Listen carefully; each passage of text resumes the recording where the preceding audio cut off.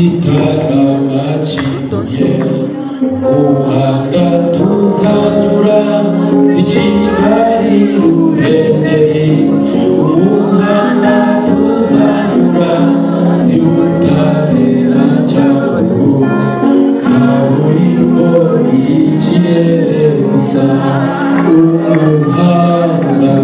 umuhanda tuzanyura si Gitarama cibuye umuhanda tuzanyura si Kigali Ruhengeri umuhanda tuzanyura i Butare na Cyangugu kaburimbo y'ikirere gusa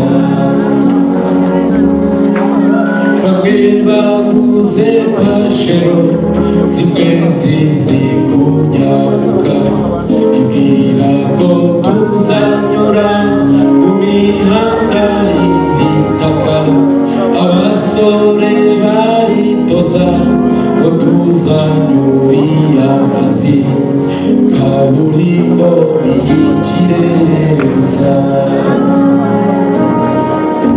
bamwe baguze pajero zimwe zizi kunyaruka ibwira ko tuzanyura mu mihanda y'ibitaka abasore baritoza ngo tuzanyura amazi kaburimbo y'ikirere gusa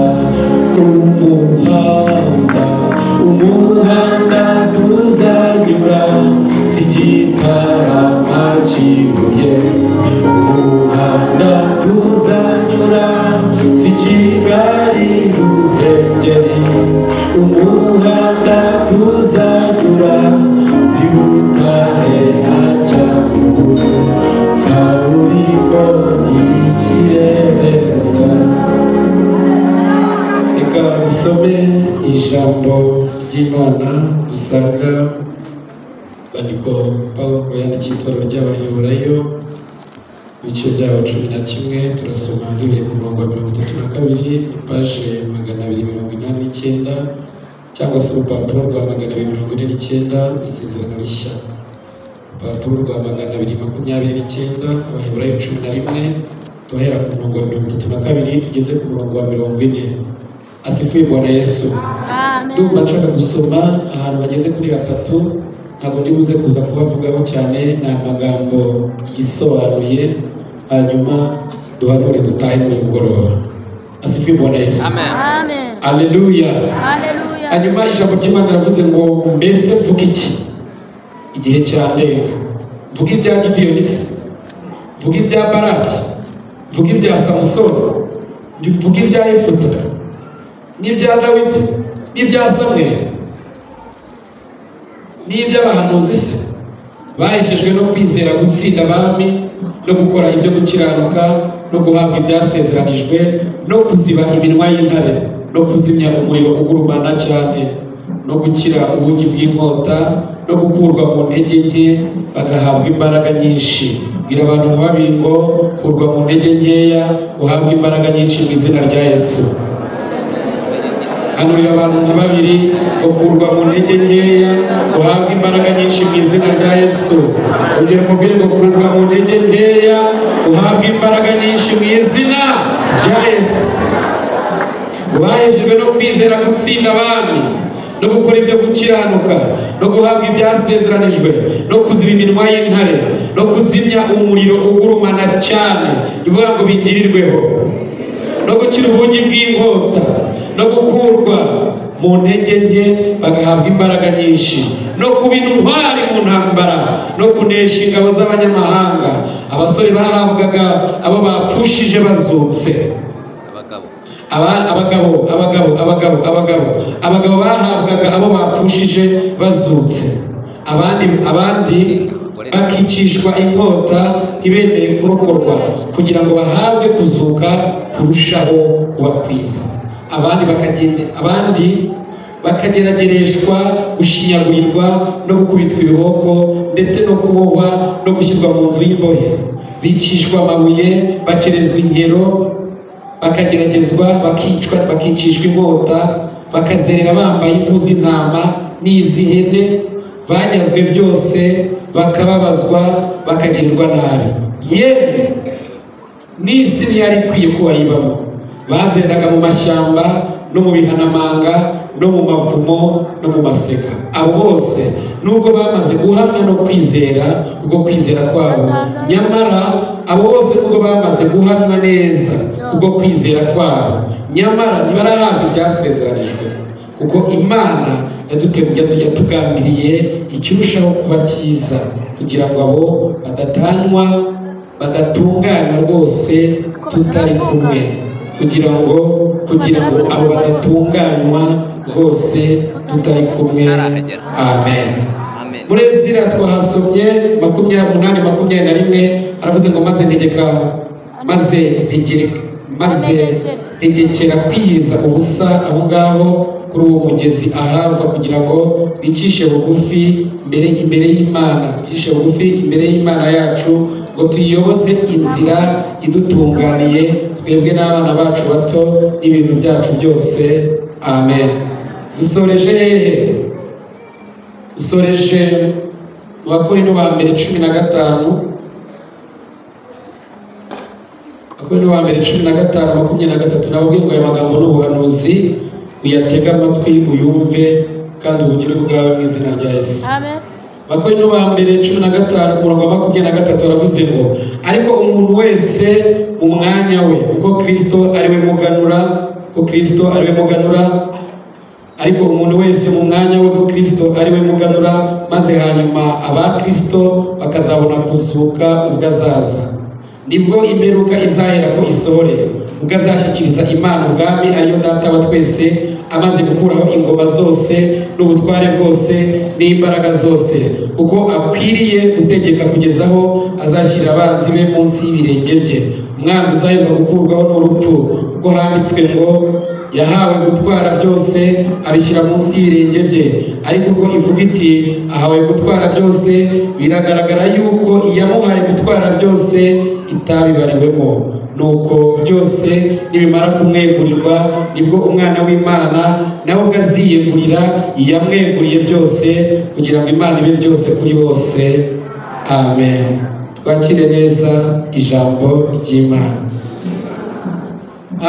Imana yacu ishimwe. Ejo twacumbikiye ku mpanda ya nyuma, hanyuma mu kanya sinzi ukuntu rugurutse nababwiye ko naje mvuye kwa muganga batsanzemo malariya, ndi ku miti, nta nubwo namenye ko hakozwe poste y'amasengesho, nyirungurutseho mu kanya. Asifiwe Bwana Yesu. Ariko numva n'ubundi byose ni inzira, si ukuyoboza inzira se. Iyo nzira rero umuhanda tuzanyura ntabwo ari Gitarama Kibuye, nta nubwo ari Kigali Ruhengeri, nta nubwo ari Butare na Cyangugu. Asifiwe Bwana Yesu. Aleluya. Kandi Yesaya yabivuze neza 35:8 aravuga ngo kandi hazabaho inzira nyabagendwa, iyo nzira izitwa inzira yo gukiranuka, ngo abanduye imitima ntibazayicamo, ahubwo izaba iya babandi. Asifiwe Bwana Yesu. Iya babandi bande, ngo abagenzi nabo babaswa ntabwo bazayiyoba. Babandi ni bande? Ni abantu amazina yabo yanditswe mu gitabo cy'ubugingo isi itari yaremwa. Ibisiza n'imisozi itaratangira kuremwa, Imana yari gufite jadowe mu bitekerezo byayo. Baje nyuma nitwa Pastor Jean de Dieu Singirankabo, nsengera kuri ADPR Kabeza, aha ni kuri paruwasi yacu. Imana duha umugisha mu izina rya Yesu. Dusomye amagambo meza ndetse turavuga kuri intego gatoya, hanyuma tuvuge ku mpanda ya nyuma dusenga Imana. Asifiwe Bwana Yesu. Dusomye ibyanditswe byera dusanga muri igitabo cy'Abaheburayo, cyane ko aba Bayezira nabo bari Abaheburayo, reka tubihuze kandi natwe turi Abaheburayo mu buryo bw'umwuka. Aleluya. Natwe twabaye Abaheburayo mu buryo bw'umwuka, kuko Kristo ni umuvandimwe wacu, niho dukomoka. Na Abrahamu atatumenya, Isaka na Yakobo ntatumenye, ariko turi aba Kristo. Asifiwe Bwana Yesu. Hanyuma iri jambo Abaheburayo ni ijambo rikomoka ku ijambo Abel. kandi iri jambo Abaheburayo ni ijambo risobanura kwambuka. Ndifuza ko muri uyu mugoroba twambuka. Bwira abantu babiri ngo ugomba kwambuka mu izina rya Yesu. Urakurwa mu ntege nkeya, winjizwe mu mbaraga, urakurwa mu mubiri, winjire mu mwuka. Ugomba kwambuka, hari ibintu ugomba kwambuka. Kandi turashimira Imana yuko hari ibintu twambutse muri uyu mwaka 2025, tukaba tugeze 2026. Ibyari ibitwaro bya kirimbuzi twabyambutse, ibyari ibyaha twabyambutse. Haleluya! Rero ntuze kuza gusigara uko amakuru nakiriye hano, gahunda ni ukwambuka. Abaheburayo bisobanura kwambuka, bikaba rikomoka ku ijambo Abel. Abel ni ijambo dusanga mu Itangiriro ibice 10 ku murongo wa 21. Hanyuma uyu Abel ni umuzukuruza cyangwa se ukomoka kuri Shemu. Uyu Shemu ni umwana wa Nowa. Igihe bavaga mu mujye bamaze kubyara aba bana, murabyibuka neza yuko uwitwa Hamu yarungurutse ise yasinze. Hanyuma amaze kumurunguruka, naho tubisanga mu Itangiriro 9:20. Amaze kurunguruka se yasinze, hanyuma aza kubwira bene nyina ko yasinze. Bagendesha umugongo, baramutwikira. Ahasindukiye avuma Kanani umwana wa Hamu. Kanani ari w'Abanyafurika twese dukomoka kuri Kanani wavumwe na sekuru bavuye mu bwato. Uwo muvumo rero ubwo nawo wa mugani w'umushumba, hari ibintu ugomba gukata mu izina rya Yesu. Mwibuke yuko na Yakobo yabaye igihe kirekire cyane, aragaruka arorora, arakira ibintu byinshi. Umunsi yahuye na marayika, barara baganira, mu rwego rumanuka urundi ruzamuka, ariko ngo bakubitanye aramubaza ati wa mugabo we witwa nde? Yibutse ikizina cye, aravuga ati ntabwo nakivuga. Barara barwana ijoro ryose kugeza mu gitondo, barakirana. Asifuye Bwana Yesu. Ntumbaze uburyo byagenze, ngo mukora ku nyonga y'itako. Ngo Yakobo abonye yuko ibintu bikomeye aritabara, aravuga ati nitwa Yakobo. Aramubwira ngo ntuzongere kwitwa Yakobo ukundi, uhereye none uhinduriwe izina, wiswe Isiraheli. Asifuwe Bwana Yesu. Haleluya. Ubwo ngaho wakire guhindurirwa izina mu izina rya Yesu. Hanyuma hari umukozi w'Imana wahagurutse, avugirwamo n'Imana, avuga ubuhanuzi bukomeye ku gihugu cyacu. Arangije atangaza n'imbabazi muri iri teraniro. Asifuye Bwana Yesu. Ndagira ngo niba wakiriye ubwo buhanuzi bwavuze ngo Imana itanze imbabazi, zizere uzitahane, nta rubanza. Imana yatanze imbabazi muri iri teraniro. Asifuye Bwana Yesu. Arangije avuga amagambo akomeye. Haleluya. Asifuye Bwana Yesu. Aravuga ngo ibitwaro byari bitwasamiye, Imana iturindiye igihugu inshuro zigera kuri 7. Haleluya. Kandi kubw'aya masengesho, asifuye Bwana Yesu, kubwo gusenga kwayo Imana yibujije uburakari. Ndagira ngo tubitane. Asifuye Bwana Yesu. Ugende witangaza ngo twakiriye imbabazi z'Imana, twakiriye kubohoka, twakiriye kurindwa. Iyi minsi 3 ntabwo twahambika. Asifuye Bwana Yesu. Uwacu uvuyeho yatubwiye ibijyanye n'urusengero. Haleluya. Birashoboka yuko hari abantu baje nyuma ari we yahamagaye ngo bihane, ariko abantu bari bari aha ngaha, tujye twakira ijambo nk'ukuri n'Imana ivuze, twuzuzanye nk'abakozi b'Imana. Abari bari aha ngaha imbabazi twazitaha. Asifuye Bwana Yesu. Haleluya. Ubwo abaza nyuma birabareba, muze kuza kunyura kwa muyobozi hara mu gikari, ariko abantu bari bari hano babivuga. Buriya sinjya nkunda kugera mu materaniro yarangiye, kuko ugera mu materaniro yarangiye ugakora scatrofe ngo bisubiremo ko Imana yari yabivuze. Ndabisubiramo kugira ngo bigende bite, nahageze mbere nkamenya birimo bivugwa. Bwana sifiwe. Haleluya. Niyo mpamvu ngiye ngutumiye kera kuyobora icyumba, utahagereye ku gihe ukurikirana ibyabaye byo gukora senteze, ntabwo byavagamo neza. Ariko uyu munsi mbizaje nyine, ijambo riravuga ngo muri iyo minsi abasaza tuzajya tubireba turire. Ubwo nyine tuzajya twihangana turire, ariko aho bikemera tuzatanga umusada wacu. Niba bagutumiye, gera mu iteraniro umenye ibyavugiwe, umenye nawe urera. Niba nabivuga witange, nta bintu uje kuvuga. Ubundi si Imana wayivuga ukayirangiza. Asifuye Bwana Yesu. Haleluya. Abantu turi kumwe, amen. Hanyuma aba Baheburayo bakomoka kuri Shemu. Hanyuma Shemu yabyaye abana, aragerageza kuri Abeli. Kuri Abeli abyara Abaheburayo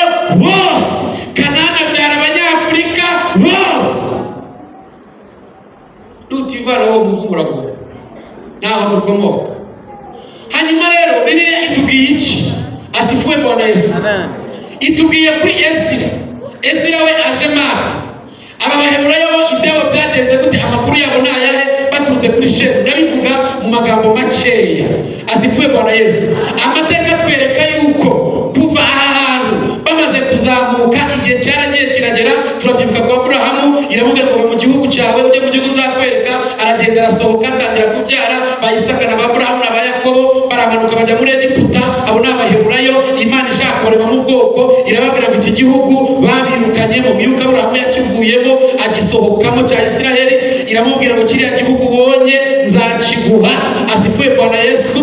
Ariko abasirikare bari bakeya, ntabwo bafata abantu 70 ngo babwire ngo bazabona igihugu. Hanyuma baragenda bajya mu buretwa, bamara imyaka 430 bababazwa batotezwa, ariko bafite isezerano ryo kuzahabwa igihugu. Bagezeyo abantu 70 bamanutse birema inteko, batangira gukura, batangira kuba abantu benshi. Bageze kuri 2,000,000, imyaka 430 bagomba guhamagara 400 ibiruzuye. Imana ihagurutsa Mose. Asifuwe Bwana Yesu. Mose aramanuka twihuse, aragenda ajya kuyobora buno bwoko bw'Imana, abavana muri Egiputa. Banyura mu butayu, bageze mu butayu bagomera Imana, bahamara imyaka 40 babuzereramo. Imyaka 40 irangiye, abari barokotse basigaye na Mose waje bashoreye, iramubwira ngo rebesha igihugu amaso, ariko ntabwo nzakiguha kubera ko utashirishije izina ryanjye hejuru. Rero n'amagambo babigisha buri munsi ntabwo nyasubiramo, ndimo ndavuga amateka make kugira ngo dusenge. Asifuwe Bwana Yesu. Haleluya. Ikintu cyatumye baba mu myaka 40 mu butayu ni ibintu bibiri. Icyambere ni ukwibagirwa. Nimurya mugahaha ikintu cyose wibagiwe, igihano cya mbere ni urupfu no kwamburwa amasezerano. Bambuwe igihugu, bamburwa amasezerano, hanyuma baranapfa. Hasigara Yosuwa na Kalebu, umugabo Imana yishimira. Igihe kigeze, Yosuwa yambukana ubwoko mu gihugu. Asifuwe Bwana Yesu. Abantu batangira kugomera Imana, batangira kuba babi cyane. Yosuwa arangije agiye gupfa, hamagara abantu aravuga ati, bene data, ndabizi neza yuko mufite kajyanja n'ubwibone bwinshi no kwigira abanajyuwa no ku nyanja mwari mwanzanye ibintu no kugeza Yeriko, mwari mwanze yuko tuzenguruka, ariko muzenguruka kubw'itegeko. None ndashaje ntabwo nzongera kubategeka, ariko nagira ngo bamenyeshe ngo njyewe ndagenda mutazagaruka, ariko njye n'inzu yanjye tuzakorera Uwiteka. Ngo abantu bose baca bugufi bemera gukorera Uwiteka, ariko hende yitwa igihe cy'abacamanza. Icyo cyatwaye imyaka igera muri 400. Hanyuma abacamanza ajyaho umucamanza wa mbere, bagakora ibintu byiza, umucamanza yapfa, Abisiraheli bakayoba. Imana ikabahanisha ibihano, bakongera batakambira Imana, ikabazanira umucamanza. Hagurutse ba Debora, haguruka ba Gidiyoni, haguruka abacamanza benshi bagiye batandukanye. Iyo bakoraga icyaha n'uvuga kwa Gidiyoni, bigeze bakora ibyaha, basigara basekura ingano. Gidiyoni asekura ingano, ibintu bikomeye, bari ku nkota, bari ku bihe bikomeye, baza bagatwara ibintu byabo. Babaza Imana icyababayeho. Imana iravuga ngo mwaranyimuye. Baciye bugufi bihannye kuko ijambo ryabitubwiye. Imana irabagarukira, ibahagurukiza ubucamanza, ibahagutsinda. Biragenda bigera igihe hinjiye kuri Samweli. Asifuwe Bwana Yesu. Ariwe mucamanza wa nyuma wa Isiraheli. Abisiraheli bongera kwigomeka kuri Samweli, baramwanga bati, turashaka umwami nk'ayandi mahanga kugira ngo agire gute atuyobore. Mu kanya gatoya Imana ibahagurukiza Sawuli, ariwe mwami wa mbere wa Isiraheli. Sawuli aza kubayobora, aje kubayobora, ariko abayobora imyaka 2 gusa, ashimwa n'Imana. Imyaka 38 ayimara Imana yaramuciye ku ngoma, kubera yuko atigeze yubaha Imana ngo ayumvire. Kumvira kuruta ibitabo. Sawuli avuyeho, Imana yimika Dawidi. Yavuze ngo dore umuntu ufite umutima nk'uwanjye. Asifuwe Bwana Yesu. Dawidi amaze kwima ingoma, arwana intambara nyinshi. Isiraheli iragenda irakomera, amenagura amami, ashwanyaguza abari babazengurutse, akubita Abamori, yica Abafilisitiya, yica ingabo z'amahanga nyinshi, yagura igihugu. Isiraheli iratinywa mu isi. Asifuwe Bwana Yesu. Dawidi yigeze nk'uko abandi bose bagenda, amaze gupfa, hima umuhungu we Salomo. Salomo amaze kugera ku ngoma, nagira mbabwire ngo Salomo amaze kugera ku ngoma, Salomo ashushanya Kristo. Hanyuma Dawidi agashushanya Imana ni intwari mu ntambara. Salomo yari umwami w'amahoro kubera ko yayoboye igihe cy'amahoro. Hanyuma igihe cy'amahoro kibaye kirekire rero umurengwe uba mwinshi, arangije arongora abagore 1000, baragenda baramurindagiza, ayubaka ibigirwamana byinshi. Amaze kubyubaka, Imana irababara, iravuga ati Salomo, ngiye kuguhana, ariko ndagirira umugaragu wanjye Dawidi ntabwo itabaza rizava mu rugo rwe, kandi ntabwo gukuraho ubwami, nzabukuvanaho waramaze gupfa. Umuhungu Rehobowamu amaze kwima ingoma, Salomo amaze gupfa, hari n'umugaragu witwa Rehobowamu na Yerobowamu, bari abahungu babiri. Umwe yari umugaragu mu rugo wije w'umusore, umuhanuzi Ahiya aramanuka araza ahura n'uyu mugaragu wa Salomo, aramubwira ngo uvuge Uwiteka avuze. Afata umwenda yari yambaye awukatamo ibinyita 12, afata ibinyita 10 arabimuhereza, aramubwira ngo Imana iguhaye ubwami bwa Isiraheli, nuyumvira izabana nawe. Ariko yagiriye umwana wayo Dawidi isigaje imiryango 2 yonyine. Niba hari ikibazo cyabaye gikomeye muri Isiraheli, niba hari shite de tension yabaye, ni amacakubiri no gucikamo kabiri. Rehobowamu yicaye ku ngoma, abasaza baramubwira bati turagira ngo tukugire inama. Iso yadukubitishaga ikiboko, none rero turakwinginze emera bano bantu b'umwami wabo bazakuyoboka bigende neza. Arababwira ati nimureke njye kubaza abasore bagira inama, twabyirukanye. Yegera abasore bagisha inama, abasore baramubwira ati rero biriya bisaza genda babwire ngo papa yajyaga bakubitisha ikiboko, ariko uzabakubitisha skorpiyo. Yanga inama y'abasaza, afata inama y'abasore babyirukanye. Baravuga ngo chima cha mzee kinanuka, lakini kinasema ukweli. Igihugu kibuze umusaza, haba hari biblioteke yose y'ibitabo. Iyo bavuze ngo turashaka ubunararibonye, baba barimo babaza experience na amashano warabonye mu buzima. Aba basaza bafite ibintu byinshi babonye mu buzima bwabo. Rero yavuze tubuze inzu y'ibitabo irihiye, babengezayo. Ariko ibyo byose nubwo byabaye, cyari byatunze hehe? Uwiteka. Ibyo nabyo ni inzira wa mugani wa mushiki wacu. Asifiwe Bwana Yesu. Mu kanya gatoya baranje nta kindi cyabaye, ngo tumere Dawidi ninde, mwene Dawidi ameze iki. Baragenda begera umugaragu, bahita igihugu bagicamo kabiri. Amajyaruguru yitwa Samariya, ariwo murwa mukuru. Hanyuma bagira igihugu cya Isiraheli mu majyaruguru. Mu majyepfo hitwa ubwami bwa Yuda, umurwa mukuru wari Yerusalemu. Bahita bacikamo kabiri. Ba bantu b'abavandimwe bavuga ko Yakobo ya miryango 12, b'abana 12 batangira guhangana hagati yabo. Umuryango wa Yuda wasigaye epfo, n'uwa Benyamini batangira kurwana n'imiryango 10 y'Isamariya mu ruhande rwo haruguru, ngo basubiranemo barwane. Asifiwe Bwana Yesu. Ya mahanga bazengurutse yose aravuga ati ubwo bambene data barwanye, reka duhaguruke. Mu majyaruguru abaturutse y'umwami wa Ashuru, aramanuka arazajya Samariya, arayitsikiza, arwana nabo. Abayuda ntibajya gutabara bene wabo, afata icyemezo. Habaye ibitero bigera muri 7. Barangije Samariya bayimaramo abasamariya bose, bazana Abashuri baraza baturamo. Barangije barabajyana mu bihugu by'iwabo, bafata abagore babashingira Abanyashuri, bafata abasore babashingira abakobwa b'Abanyashuri. Baragenda barahinduka, barabana neza barishingira, kandi cyaraziraga mu Isiraheli kubana n'umunyamahanga.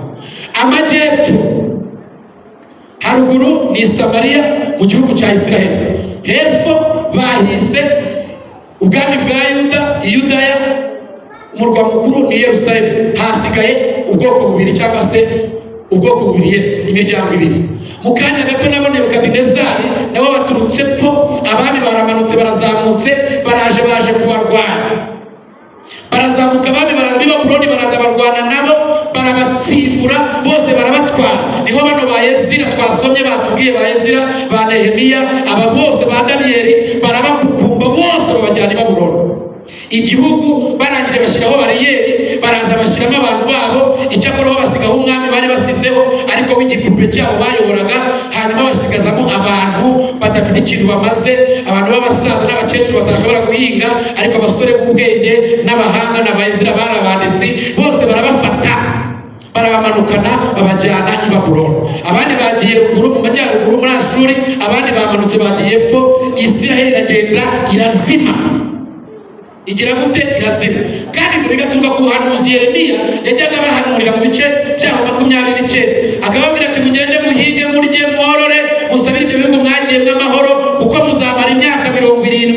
gihe cy'ubunyage, bahura n'ibibazo bikomeye batatangira muri ibyo bihugu. Igihe kiragera rero, asifuye Bwana Yesu, igihe kiragera bamwe bakajya bajya mu buhanuzi ba Sedekiya batuvuga Uwiteka Imana Nyir'ingabo ivuze. Imana iravuze ngo umwaka utaha tuzataha. Undi ati mwumve Uwiteka Imana Nyir'ingabo avuze, nimwongere kwirirwa mwubaka ejo tuzataha. Ibi akaba ari byo byinshi itorero kugeza na bugingo n'ubu. Maze imyaka 6 nkora ubushakashatsi muri iri torero kuva nagera mu Rwanda, ntawe umugisha wo kuzenguruka mu nguni enye z'iki gihugu. Nibaza kubera iki abarokore dusenga cyane nyamara tukaba dufite ubukene bwinshi buteye ubwoba. Abasaza bacu ntibagira aho baba, ntibagira amazu, imvi zaraje. Ni ibiki byabaye? Habaye iki? Twari dufite amahirwe ibibanza bigura biri hano, kuki tutaguze ngo twagure? Uyu munsi twaba turimo tugenda duhura n'ibibazo bikomeye. Ndatangara nsanga iyo myumvire uretse icyo gihe cya kera n'uyu munsi imyumvire iracyahari. Beretse kuzamuka ejo bundi muri karitsiye aho ntuye hariya mu Gashyushya, nsanga abagore barimo barahinga. Niba barambonye mfite Bibiliya ariko naracecetse, batangira kuganira ngo murabizi wa muhanuzi wo mu Bapantekote ngo ejo yaje dusanga mu murima, aratubwira ngo iyo myaka turimo duhinga niko Imana yamutumye ngo ntabwo tuzayirya, ngo nitubyiborere twitahe. Ariko nabo barasetsa kandi ngo n'abapagani biyambariye udupantaro no mu murima n'uduherena batoye. Ariko nabo barasetsa ngo tureke kwiberaho, ubwo se ibyo ngibyo ni iki barimo batubwira? Ubwo tureke kubijya, tureke kubihinga. Ndaceceka, buri munsi muramanyura ngo ndebe ko iyo myaka izera kandi bazayirya. Uyu muntu mwishaje ngo nyamara bazayirya. Mbaza abasaza bo muri iri torero bakuze, ndababaza kubera iki dufite ubukene, kubera iki namwe mufite ubukene, kubera iki kuba mu nsengero z'utubiriti? Barambwira batereka sha, baratubwiye ngo Yesu araje, hanyuma batubwiye ko Yesu aje, turavuga ngo none se turakora iki? Amakawa turayatema. Abandi twanga kurongora turasaza, turongora dushaje, none abana dufite n'impinja twarashaje. Icyo turagisangiye nanjye ndongoye ivuga. None se kubera iki tutaguze ibibanza by'urusengero ngo tugure ibyinshi se ko twabonaga abakristo ari bakeya kandi tuzi ko itorero ryazamutse ryagiye? Yeremiya batumaho arababwira ngo nimuhinge, murikiye mwubake amazu, mushyingire abana banyu, musabire icyo gihugu amahoro. Amahoro yacu ni mahoro yanyu, ngo ariko Uwiteka azi ibyo yibwira azabagirira ni ibyiza, ntabwo ari ibibi. Asifuwe Bwana Yesu. Nubwo tukubwiye ko Yesu aje, ntibikubuze gusubira mu kazi, ntibikubuze kujya gucuruza, ntibikubuze kujya guhinga, kuko iyo ni imirimo izaguherekeza. Vugira ngo amen. Haleluya, haleluya. Baba muri iyi myaka yose igera muri 70, Mana dufashe kandi Imana itugirire neza. Imyaka 70 irashira, bagera igihe babuza no kuririmba, bababuza inanga zabo barazimanika, ibintu biracika. Izi zaburi zose bagiye bandika ngo igihe kimwe himye umwami w'abami. Uyu mwami w'abami ba Ezira bakoreye. Asifuwe Bwana Yesu. Uyu mwami amaze kugera ku ngoma, haleluya. Uyu mwami yibuka iby'Imana yamukoreye ni birebire. Uyu mwami yabanye na Danieli bari Babuloni, akiri umusore. Danieli babashyize mu mashuri, ibyo babitubwiye simbisubiramo. Araza agarutse arayobora, amenya Danieli bari bazi Imana yabo. Amaze kwicaraho aravuga ngo Uwiteka Imana yaremye ijuru n'isi, yangaba igihugu 127 impa kubiyobora. Amahoro y'Imana bari n'Abayuda ahantu bari hose, kandi Imana yabijyane nabo. Mwibuke na Yesaya yaramuhanuye aravuga ngo yewe kuro we, amarembo yawe ntabwo azugarirwa. Asifuwe Bwana Yesu. Aravuga ngo nzaguha ubutunzi buhishwe buri mu mwijima, kuko umuryango wanjye Isiraheli Yakobo natoranije. Imana rero imaze kumuha ubutunzi kuro, amaze kwinjira kuri iyi ngoma, atanga itegeko n'iteka, ibyo bita decret royal. Itegeko teka ni igihe umwami w'igihugu atanga imbabazi. Mwibuke amajyaruguru barabajyanye, mu majyepfo kujyayo wasabaga inzandiko zijya mu gihugu cy'iwanyu, kuko abatwara bakabajyana i Bugande kugira ngo mugaruke mu Rwanda, mukajya musaba rekomandasiyo, igipapuro kikwemera kugaruka ku butaka bw'iwanyu. Hanyuma itegeko teka aravuga ngo uhereye none shimira Imana yo mu ijuru yampaye kuyobora 127. Nshiye itegeko teka Abisiraheli bose nibasubire mu gihugu cyabo. Bibiliya ivuga muri Zaburi ngo twari tumeze nk'abarota ubwo twumvaga itegeko teka ritanze imbabazi ritubwira gusubira iwacu. Aravuga ngo Yerusalemu we, nintwibagirwa akanwa kanjye kazafatane na karuguru, ngo abanyishimaga hejuru, ngo abana babo bakubite ku rutare. Bari bafite umubabaro mwinshi uvanzemo n'ubugome kubera uburetwa bari babayemo igihe kirekire. Uko niko gutaha kwa mbere barataha. Iyo tuvuze decret royal cyangwa se itegeko teka, murabyibuka abantu bisha abantu mu Rwanda. Murabyibuka umunsi umwe perezida wa repubulika abyuka mu gitondo amaze gutorwa akavuga ngo ntanze itegeko teka, umuntu wese urasaba imbabazi ko yisha abantu, naba yaramishe n'abantu ijana agasaba imbabazi abanyarwanda, akabivuga n'akanwa ke agasaba imbabazi, amahoro abane nawe asohoka atashye. Njye nafungiwe 1930 hariya muri gereza nkuru ya Kigali. Nagezemo nakira ubuhamya kugira ngo ngizwe niho nakirijwe, nzabivugaho ku wa gatatu w'ubutanagatse. Asifuye Bwana Yesu. Bampa amakuru y'uburyo Imana yamanutse babwira ngo ngiye kubafungura, ngo muzanyura ku muryango munini, bigere ku mugoroba mwabaye benshi, bacibwe no ku muryango w'urusengero mujya musengeramo, hanyuma musohoke mutahe. Imana ivugira no muri gereza, Imana ivugira ahantu hose, kandi ijambo Imana yavuze Imana ikarisohoza. Icyo gihe perezida wa repubulika akoze decret royal atanze imbabazi, abantu benshi bari barihanye bagiye kubarekura, habaye akarasisi ko kunyura mu marembo manini, bigeza ku mugoroba bukije banyura no mu marembo matoya, barasohoka barataha. Rero hari imbabazi ziza z'umukuru w'igihugu zikaguhanaguraho gasiya yose. Ariko Imana yava itanze imbabazi mu iteraniro, mwese mugasigara mukisaka ibyaha. Bari mu rwikiranye muri isaka iki?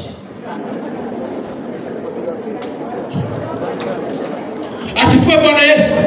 Ezira rero hano twasomye nawe abagezweho mu cyiciro cye wari umuziritsi w'ibwami, atangiye kujyana aba bantu kugira ngo abajyane mu gihugu. Twibukiranye ko urugendo rw'Abisiraheli rugaragara nk'urugendo rw'abarokore none tujya mu ijuru.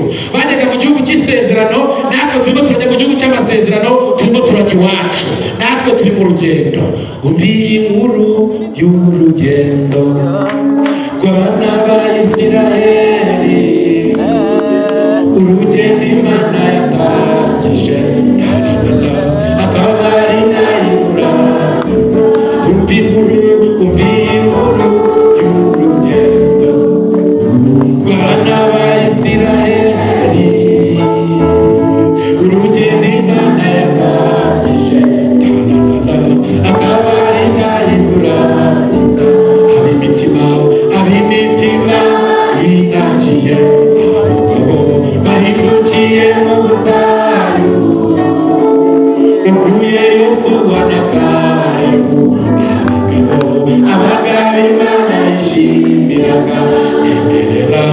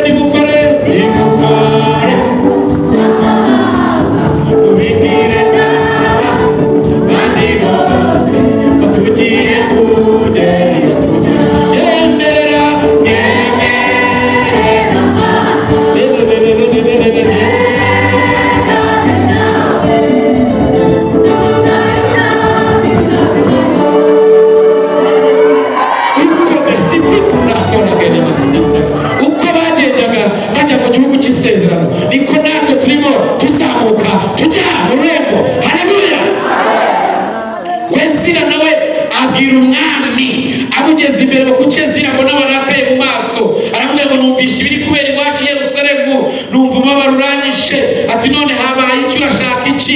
Niba gukorera ibintu byose ukeneye ariko ugenda ujya iwanyu. Aravuga ati none se zira nk'umuntu twabanye ugakorera igihugu ukaba umwanditsi ukomeye, tuguha ingabo tuguha intwaro. Arababwira ati amaboko y'Imana yacu ari kumwe n'abantu bose bayishikamishijeho umutima. Imana yacu ntabwo ikenera kurwanirirwa.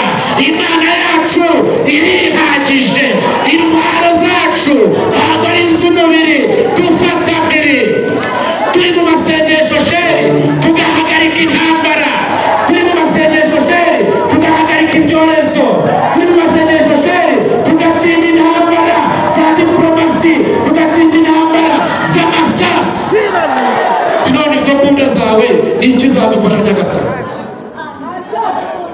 Wakomeza inzira w'inzira itagaragara, hakaba tukabwira esa ati jye ndi kumwe